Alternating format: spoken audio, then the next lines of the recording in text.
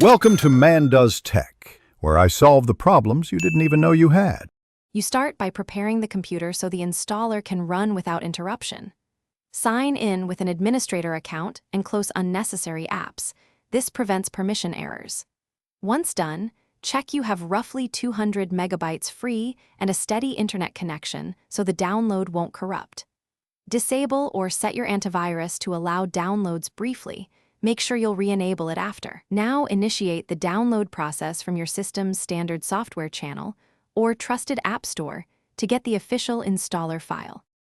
You will now run the installer and follow the guided prompts.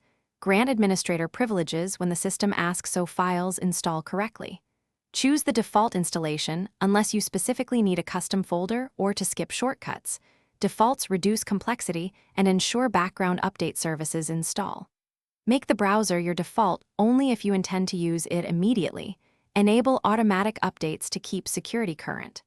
Once the installer finishes, let the program launch so it can complete first-run configuration steps and sign in if you want syncing. Finish by signing into your account to sync bookmarks, history, and passwords.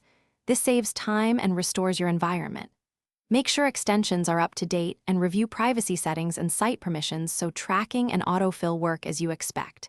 If something goes wrong, like the installer aborts or the browser won't open, first reboot the computer, confirm you have administrator rights and sufficient disk space, then run the installer again.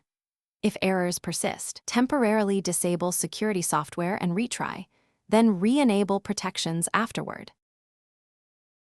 Thanks for watching. If you found this helpful, don't forget to like and subscribe.